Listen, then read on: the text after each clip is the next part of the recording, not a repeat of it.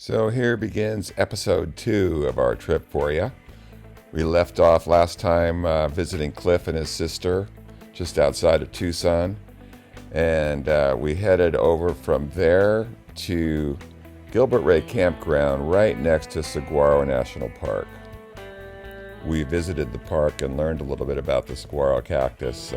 They are very slow growing.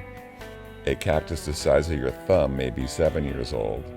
Eventually, they grow to 40 feet at least and live as long as 150 to 200 years.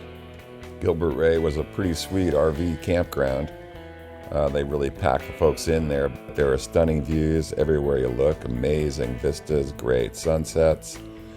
Watch out for the jumping cholla, though. They can sense your approach and love nothing better than to leap from their stalk and attack your clothing. This little 1970 Honda Trail 90 attracted a lot of attention out there. Everywhere we went, people wanted to know about it, wanted to talk about it. It seemed like everybody used to have one. So there we were, just hanging out one afternoon there at Gilbert Ray Campground, and I hear from behind me a female voice call out my name. Turn around, and it's Sandy Wendell from Piedmont High School, who I hadn't seen in at least 10 years and probably only 3 or 4 times in the last 50 years.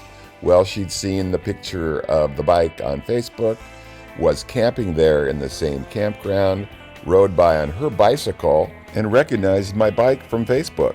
Saw me, called out my name, and we had a really fun time, Paige and I, sharing an evening with Sandy and her husband, Kirk. Small world. Did I mention watch out for the jumping cholla? This little critter attacked Sandy as she was hiking around the campground. Owie!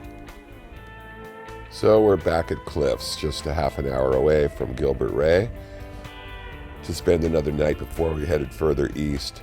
Every morning and evening, the Gambel's quail and other birds and cottontail rabbits come by to feed. Really fun to watch.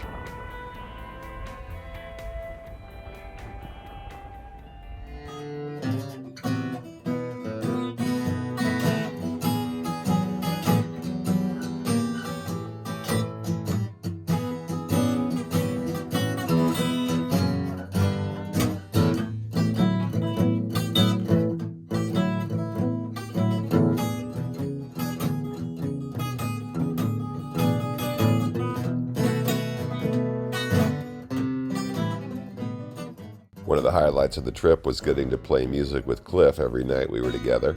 Here we are, jamming, playing the blues inside of his little place there at his sister Lynettes, just west of Tucson.